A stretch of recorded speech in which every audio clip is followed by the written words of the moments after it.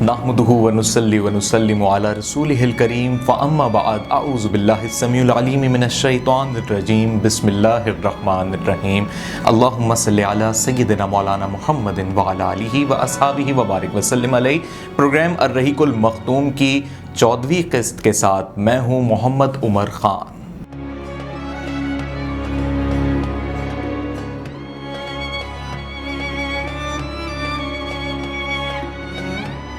ناظرین محترم، اس قسط میں ہم ذکر کریں گے وحی کی بندش کا، اور گزشتہ قسط میں ہم نے آپ کو بتایا تھا کہ جب پہلی وحی کا نزول ہوا تو حضور اکرم صلی اللہ علیہ وآلہ وسلم پر جو کیفیات طاری ہوئیں، ابھی ان کیفیات سے آپ صلی اللہ علیہ وآلہ وسلم کا باہر آنا بے حد ضروری تھا، کیونکہ وحی کی مختلف اقسام ہیں اور کچھ روایات اور احادیث مبارکہ سے اس بات کا علم بھی ہوتا ہے کہ جب حضور اکرم صلی اللہ علیہ وآلہ وسلم پر پہلی وحی کا جو نزول ہوا، اس میں جو آپ صلی اللہ علیہ وآلہ وسلم پہ جو کیفیات طاری ہوئیں، سب سے پہلے ایک انسان کا ذہنی طور پر چیز کو قبول کرنا لازم و ملزوم ہے۔ تو گویا کہ حضور اکرم صلی اللہ علیہ وآلہ وسلم پر دوسری وحی کا نزول ایک دم سے نہیں ہوا، بلکہ اب وحی کی بندش ہو گئی، یعنی اب وحی آنا آپ پر بند ہو گئی، اور حضور اکرم صلی اللہ علیہ وآلہ وسلم پر جو کیفیات تھیں اب اس میں بہتری آنا لازمی تھی، چونکہ حضور اکرم صلی اللہ علیہ وآلہ وسلم نے اس پہلی وحی کا ذکر حضرت خدیجۃ الکبریٰ رضی اللہ تعالی عنہا سے کیا، اور ان کا یہ مشورہ تھا کہ ہم ورقہ بن نوفل کے پاس جائیں، اور وہ بزرگ بھی ہیں اور ہمارے چچا زاد بھائی بھی ہیں، تو گویا کہ ان کے پاس جا کے یہ سارا معاملہ رکھتے ہیں۔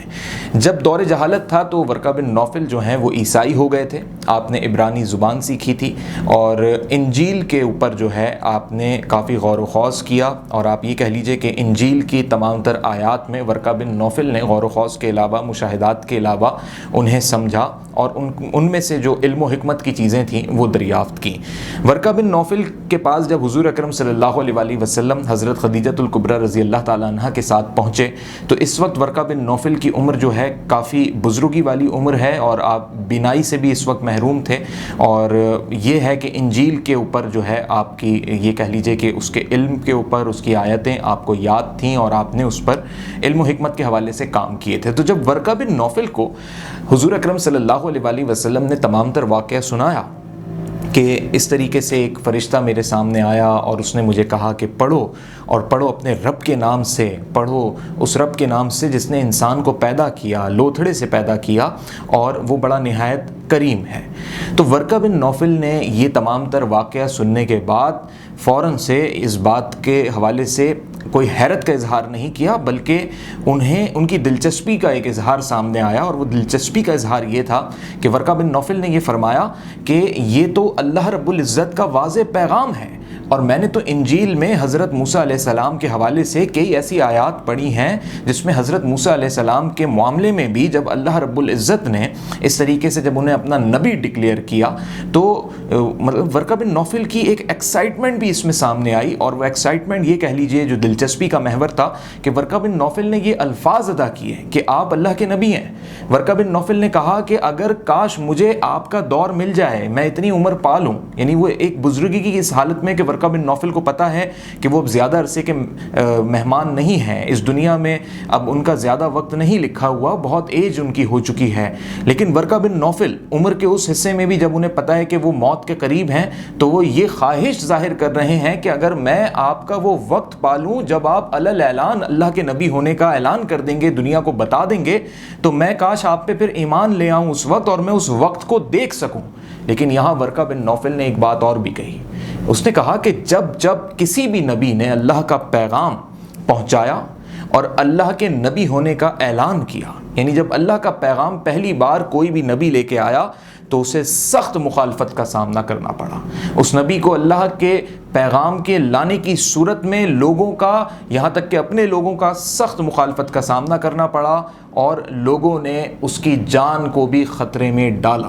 ورقہ بن نوفل نے ایک طریقے سے حضور اکرم صلی اللہ علیہ وآلہ وسلم کو اپنے تجربات، اپنے علم اور اپنے مشاہدات کی روشنی میں جو باتیں سامنے رکھیں، اس میں سے یہ بات حضور اکرم صلی اللہ علیہ وآلہ وسلم کے لیے کافی حد تک ایک ایسی بات تھی کہ ایک اگر عام انسان کو بھی یہ بتایا جائے کہ جو چیز اب تم کرنے جا رہے ہو اس میں تمہیں یہ چیلنجز، یہ خطرات ہوں گے، اس میں تمہیں جان کا بھی خطرہ ہوگا، اور ایسا ہوتا رہا ہے، یعنی ایک واضح دلیل کے ساتھ ورقہ بن نوفل نے یہ بات کہی تھی. تو حضور اکرم صلی اللہ علیہ وآلہ وسلم کے لیے کسی حد تک یہ پریشانی کا سبب بھی بنی، کیونکہ ابھی آپ پر صرف پہلی وحی کا نزول ہوا ہے اور آپ پر ابھی دیگر معاملات سامنے نہیں آئے. تو آپ صلی اللہ علیہ وآلہ وسلم کئی روز تک اس پریشانی اور کشمکش میں مبتلا رہے. اب جو آپ کی پریشانی اور کشمکش کی کیفیت ہے اس کے پیچھے ایک اور وجہ بھی ہے، اور وہ وجہ یہ ہے کہ حضور اکرم صلی اللہ علیہ وآلہ وسلم کا جس طرح ہر شخص کا ایک اپنا ایک رجحان ہوتا ہے، ایک سوچ ہوتی ہے، تو آپ صلی اللہ علیہ وآلہ وسلم کی ہمیشہ سے ایک سوچ تھی کہ آپ صلی اللہ علیہ وآلہ وسلم کو جو شاعر تھے وہ بہت پسند نہیں تھے. یعنی آپ ناپسندیدگی کا اظہار کرتے تھے ایسے لوگوں پہ جو ایسے کلام کہیں، ایسی بات کہیں جو دل لبھانے والی شاعری، مجنوؤں والی باتیں ہوں، سمجھ سے بالاتر باتیں ہوں، اور ان باتوں میں نہ کوئی ذہن لگے نہ کوئی دل لگے، بس وہ ایک شاعرانہ انداز جو ہوتا ہے. اور عرب کے اندر اس وقت یہ ایک عام طور طریقہ تھا، یعنی لوگ جو ہے نا قافیے ملا کے باتیں کرتے تھے. لوگ اس وقت عربی زبان میں چیزوں کو جو ہم الفاظ یا ہم آواز الفاظ ہوتے تھے ان میں باتیں کرتے تھے ایک ایک جملے میں. تو اس سے کیا ہوتا تھا کہ وہ شاعری بن جاتی تھی. تو آپ صلی اللہ علیہ وآلہ وسلم کو یہ پسند نہیں تھا. چونکہ جب پہلی وحی کا نزول ہوا اور بات کچھ ایسی تھی کہ اس کے جو الفاظ تھے وہ اس طرح مل رہے تھے، اور آپ صلی اللہ علیہ وآلہ وسلم کو یہ احساس ہونے لگا تھا کہ اگر میں لوگوں کو یہ بتاؤں گا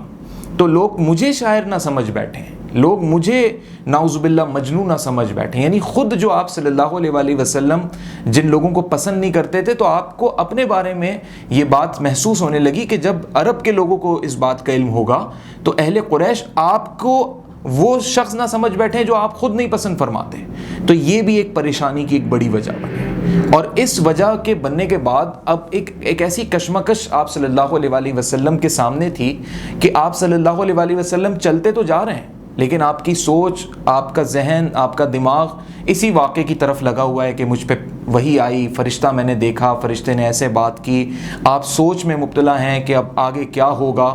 تو یہ جو آپ چلتے جا رہے ہیں آپ اس میں پہاڑیاں بھی چڑھ گئے ہیں. اور میرے ماں باپ حضور اکرم صلی اللہ علیہ وآلہ وسلم پہ قربان کہ وہ کیفیات بھی آ گئیں کہ آگے کا راستہ ختم ہو گیا. یعنی آپ آگے اگر چلتے چلے جائیں تو آپ پہاڑ سے گر جائیں، اور اللہ رب العزت نے آپ کو پھر محفوظ رکھا. یعنی آپ صلی اللہ علیہ وآلہ وسلم کا دھیان، یعنی ایک جسے ہم کہتے ہیں کہ فزیکل فوکس جو ہے وہ ختم ہو گیا، اور اس وقت آپ کا دھیان مکمل طور پہ اللہ کے اس کلام کی جانب ہے کہ آپ چلتے بھی جا رہے ہیں. تو آپ کا دھیان جو ہے وہ آپ کی سوچ، آپ کا رجحان، یعنی آپ کو دکھ رہا ہے آگے راستہ نہیں ہے لیکن آپ بس چلتے جا رہے ہیں. اور اس دوران اگر آپ پہاڑی سے گر جائیں، یعنی آگے راستہ ختم ہو جائے، تو آپ کی موت واقع ہو سکتی ہے. تو اللہ رب العزت نے میرے اور آپ کے پیارے نبی اکرم صلی اللہ علیہ وآلہ وسلم کو کیسے محفوظ رکھا کہ جب راستہ ختم ہونے لگا پہاڑی کا تو اس وقت حضرت جبریل امی آپ صلی اللہ علیہ وآلہ وسلم کے سامنے نمودار ہو گئے، یعنی جلوہ گر ہو گئے. اور آپ اس طرح جلوہ گر ہوئے کہ آپ کے مطلب پیروں تلے زمین نہیں ہے. یعنی جب حضرت جبریل امی آئے تو وہ جس طرح ہوا میں معلق ہے کوئی، اس طریقے سے وہ آپ کے سامنے آئے اور کہا کہ اے محمد صلی اللہ علیہ وآلہ وسلم، آپ اللہ کے نبی ہیں، میں اللہ کا فرشتہ ہوں، میں جبریل امی ہوں. اب کیا ہوا، حضور اکرم صلی اللہ علیہ وآلہ وسلم نے جب یہ مناظر دیکھے تو اب وہ یہ بھول گئے کہ آگے کا راستہ ختم ہو گیا. ان کے ارادے، اب جو ان کے ارادے تھے اب وہ ان کے ارادے نہیں رہے، اب ان کی ساری سوچ اس فرشتے کی جانب چلی گئی. پھر آپ صلی اللہ علیہ وآلہ وسلم یہ فرماتے ہیں کہ میں جس جانب مڑ کے دیکھتا ہوں، یعنی اپنی گردن جس طرف موڑ لیتا ہوں، گھما لیتا ہوں، وہاں مجھے ہر جگہ حضرت جبریل امی دکھائی دیتے ہیں. اور حضرت جبریل امی بار بار یہ کہہ رہے ہیں کہ اے اللہ کے رسول، آپ اللہ کے رسول ہیں، اللہ کے نبی ہیں، میں حضرت جبریل امی، میں اللہ کا فرشتہ ہوں. یعنی آپ کئی مرتبہ حضور اکرم صلی اللہ علیہ وآلہ وسلم کے جان کے تحفظ کے لیے کہ اب حضور اکرم صلی اللہ علیہ وآلہ وسلم اس کیفیت میں ہیں کہ وہ اپنا خیال نہیں رکھ پا رہے ہیں، تو کہیں ان کو کوئی نقصان نہ پہنچ جائے، وہ گر نہ جائیں کہیں سے، ان کو کوئی چوٹ نہ آ جائے، کوئی ان کو زخم نہ آ جائے، تو فرشتہ انہیں محفوظ رکھنے کے لیے اللہ کے حکم سے بار بار ان کے سامنے آتا رہا. حضرت جبریل امی انہیں یہ یقین دلاتے رہے. اب واپس جب حضور اکرم صلی اللہ علیہ وآلہ وسلم اپنے گھر تشریف لائیں، پھر حضرت بی بی خدیجہ کے ایک دفعہ آپ ان کی ران پہ آپ نے سر رکھا اور آپ ایک ایسی کیفیت میں ہیں کہ یہ نہ ایک مایوسی کی کیفیت ہے نہ خوشی کی کیفیت ہے، یعنی یہ ایک ایسی کیفیت ہے کہ جب آپ کو آگے کا راستہ سمجھ نہ آ رہا ہو کہ یہ ہو کیا رہا ہے، تو آپ اپنی بیوی کے ساتھ، اپنی اہلیہ کے ساتھ آپ اس بات کا پورا ذکر فرماتے ہیں۔ اب یہاں دیکھیں بیوی کا کتنا اہم کردار ہے، اسلام نے اور حضور اکرم صلی اللہ علیہ وسلم نے ہمیں کیا سکھایا، اور اس تمام تر واقعے سے ہمیں کیا سبق مل رہا ہے کہ حضور اقدس صلی اللہ علیہ وسلم جب اس کیفیت میں ہیں تو اب یہ ایک ایسا معاملہ ہے کہ آپ کی بیوی یعنی حضرت خدیجہ آپ کو سہارا دے رہی ہیں، آپ کو سپورٹ کر رہی ہیں، آپ کو مورلی سپورٹ کر رہی ہیں، تو وہ آپ کے بالوں میں، آپ کی زلفوں میں، اور آپ کی زلفیں تو حضرت خدیجہ رضی اللہ تعالیٰ عنہ کو بے حد پسند تھیں، آپ کی زلفوں میں اپنی انگلیاں پھیرتے ہوئے، آپ کے سر کو سہلاتے ہوئے آپ کو تسلی دے رہی ہیں، کہہ رہی ہیں اے ابو قاسم آپ اللہ کے رسول ہیں، آپ اللہ کے نبی ہیں، اے اللہ کے نبی آپ اطمینان رکھیے، مطمئن ہو جائیے، آپ کیوں پریشانی میں مبتلا ہوتے ہیں؟ آپ کے سامنے تو فرشتہ خود کئی دفعہ نمودار ہوا، جلوہ گر ہوا، اور وہ خود یہ فرما رہا ہے کہ یا محمد صلی اللہ علیہ وسلم آپ اللہ کے رسول ہیں، تو آپ بے فکر ہو جائیں، آپ تسلی رکھیے۔ اور یہ جو وحی کی بندش کا سلسلہ ہے، یعنی وحی آنا رک گئی، کیونکہ وحی آنا رکنے سے بھی جو ہے نا ایک پریشانی ہوئی کہ ایک وحی کا نزول ہوا، اب اس کے آگے کا کیا راستہ ہے، کیوں بتائی گئی ہے مجھے یہ بات، کیا وجوہات ہیں، اور اگر میں اللہ کا پیغمبر، اللہ کا نبی ہوں تو ورقہ بن نوفل نے جو چیزیں، جو نشانیاں سامنے رکھی ہیں گزشتہ انبیاء کرام کی، تو یہ ایک ایسی صورتحال ہے کہ مجھے اس میں آگے کرنا کیا ہے، میرا مشن کیا ہے، تو یہ ابھی خلا ہے جس کو ابھی پر ہونا ہے۔ تو اس میں حضرت حافظ ابن حجر رحمۃ اللہ علیہ یہ فرماتے ہیں کہ یہ جو وحی کی بندش تھی، اس میں ایک تو اختلاف یہ رہا کہ کچھ علماء کرام نے کہا کہ کچھ سالوں کی بندش تھی، لیکن حقیقتاً بات یہ ہے کہ چند دنوں کی بندش تھی، بہت زیادہ وقت کی بندش نہیں تھی، اور اس بندش کی جو پیچھے اللہ کی تدبیر اور حکمت تھی وہ یہ تھی کہ حضور اکرم صلی اللہ علیہ وسلم کی کیفیت معمول پہ آ جائے، یعنی انہیں ایک تسلی ہو جائے، وہ اطمینان کر لیں، وہ اس بات کو قبول کر لیں، ان کا ذہن اس بات کو قبول کر لے کہ اب آگے جو معاملات ہونے ہیں اس میں ایک تسلی ہو۔ اور دوسری اس میں اللہ کی سب سے بڑی حکمت جو تھی وہ یہ تھی کہ حضور کو خود انتظار ہو وحی کا، اور یہی وجہ تھی کہ آپ صلی اللہ علیہ وسلم کی جو کیفیت تھی اس میں یہ انتظار اور اشتیاق پیدا ہو گیا تھا کہ اب آگے کب آئے گی مجھ پہ وحی، آگے کا کیا حکم ہے اللہ کا۔ تو جب آپ صلی اللہ علیہ وسلم کی کچھ روز میں کیفیت معمول پہ آنا شروع ہوئی، بی بی خدیجہ نے آپ کو تسلی دی، ورقہ بن نوفل نے آپ کو مثالیں بتائیں، حضرت جبریل امی آپ کے سامنے آئے، انہوں نے آپ کو محفوظ بھی کیا، انہوں نے آپ کو تسلی بھی دی، انہوں نے آپ کو واشگار الفاظ میں بتایا کہ آپ اللہ کے رسول ہیں، تو اس وقت آپ صلی اللہ علیہ وسلم میں اب جو کیفیت رونما ہوئی چند دنوں کے بعد وہ تھی انتظار کی کیفیت۔ وہ ایک ایسے انتظار کی کیفیت تھی کہ جیسے کوئی آپ کو آپ کی پسندیدہ چیز کے بارے میں کہہ دے، کسی بھی انسان کو کہ اس کی کوئی بھی پسندیدہ چیز ہے، چاہے کھانے کی چیز ہے، پہننے کی چیز ہے، اور کہا جائے کہ آپ کی جو پسندیدہ چیز ہے اس سے متعلق میں آپ کو یہ چیز بتاؤں گا لیکن بعد میں بتاؤں گا۔ تو جو کیفیت اس وقت عام انسانوں میں، ہم میں اور آپ میں پیدا ہوتی ہے کہ ہمارے اندر ایک بے چینی ہو جاتی ہے، نیندیں اڑنے لگ جاتی ہیں، کام کچھ کر رہے ہوتے ہیں لیکن دھیان وہیں ہوتا ہے کہ وہ کیا چیز ہوگی، وہ تو ہمیں بہت پسند ہے۔ بالکل اس سے کئی گنا بڑھ کے یہ کیفیت حضور اکرم صلی اللہ علیہ وسلم کی تھی کہ اب اللہ کی آگے کی کیا وحی ہے، کیا پیغام ہوگا۔ تو وحی کی بندش یہ چند دنوں کی بندش تھی، اور اس قسط میں ہم نے آپ کو وحی کی بندش کے حوالے سے اس لیے بتایا تاکہ آپ یہ سمجھ سکیں کہ وحی کی تو کئی اقسام ہیں، اور اس میں سے جو سب سے ایک ایسی قسم ہے جب وحی آتی ہے تو اللہ کے رسول کو جس طریقے سے کوئی گھنٹی بجتی ہے، یعنی الرٹ کوئی کرتا ہے، ایسے ایک تو اللہ کے رسول الرٹ ہوتے ہیں جب وحی آتی ہے، اور دوسرا مرحلہ اس کا یہ ہوتا ہے کہ یہ اتنی گرم تاثیر ہے کہ ایک تو جسم کا درجہ حرارت کوئی اگر پاس میں بھی بیٹھا ہو تو اس کو محسوس ہوتا تھا، جو صحابہ کرام پاس میں ہوتے تھے، اور بعض اوقات وہی اس طرح آتی تھی کہ فرشتہ انسانی شکل میں آتا تھا، خود کئی بار صحابہ نے دیکھا کہ فرشتہ انسانی شکل میں آیا حضرت جبریل امی کو انہوں نے، اور کئی بار وہی اس طرح آتی تھی کہ فرشتے کو صرف حضور اکرم صلی اللہ علیہ وسلم ہی دیکھ پاتے تھے، اور اس حالت میں دیکھتے تھے جو فرشتے کی اصل حالت ہوتی تھی۔ تو اس میں ایک چیز اور بھی ہے کہ جب وہی آتی تھی تو آپ صلی اللہ علیہ وسلم کا جو وزن ہے، یعنی آپ پہ کوئی وزنی چیز آ کے لگتی ہو،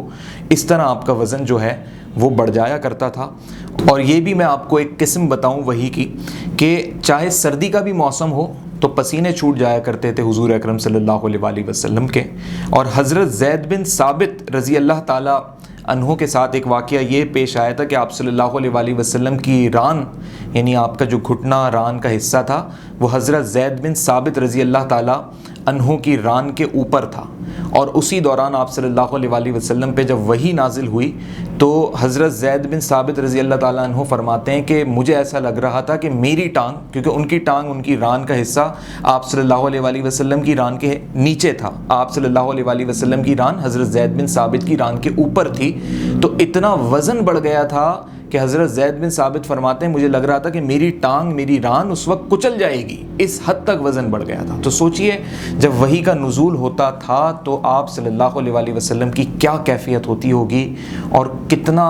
اس کی تاثیر کو آپ صلی اللہ علیہ وآلہ وسلم برداشت اور اپنے اندر سماتے تھے۔ اور یہ اللہ کا وہ کلام الہی تھا جو حضرت جبریل امی امانت دار کی حیثیت سے آپ تک لا کے آپ پر پہنچاتے تھے، آپ پر یہ وحی نازل ہوتی تھی۔ تو وحی کی یہ کچھ روز کی بندش تھی، اور اس کے بعد جب جو دوسری وحی آپ صلی اللہ علیہ وآلہ وسلم پہ نازل ہوئی، اللہ اکبر، یہاں پہ آپ صلی اللہ علیہ وآلہ وسلم کو اللہ نے وہ مشن بتا دیا جس کے لیے اللہ رب العزت نے آپ کو اپنا آخری نبی بنایا، جس کے لیے آپ صلی اللہ علیہ وآلہ وسلم کو اللہ نے تیار کیا، جس کے لیے آپ صلی اللہ علیہ وآلہ وسلم کا کردار، آپ کی سخاوت، آپ کی صداقت، آپ کی امانت، آپ کی شجاعت اہل قریش، اہل عرب کے سامنے رکھی۔ اور اب اللہ رب العزت اس دوسری وحی میں آپ صلی اللہ علیہ وآلہ وسلم کو وہ مشن بتائیں گے کہ اب آپ صلی اللہ علیہ وآلہ وسلم نے کرنا کیا ہے۔ تو یہ قسط جو تھی وحی کی بندش سے متعلق تھی، اور اگلی قسط میں ہم آپ کو حضور اکرم صلی اللہ علیہ وآلہ وسلم کا وہ مشن، وہ منصوبہ جو آپ کو اللہ رب العزت حکم دے رہا ہے کہ اب تمہیں یہ کرنا ہے اے محمد، اے میرے رسول، اس حوالے سے وہ اگلی قسط ہوگی۔ اس قسط میں جانے انجانے میں بیان کرتے ہوئے کوئی لفظ اگر میری جانب سے ایسا نکلا ہو جس سے غلطی کا کوئی ارتکاب ہوتا ہو تو میں اللہ کے حضور معافی کا طلبگار ہوں۔ السلام علیکم ورحمۃ اللہ۔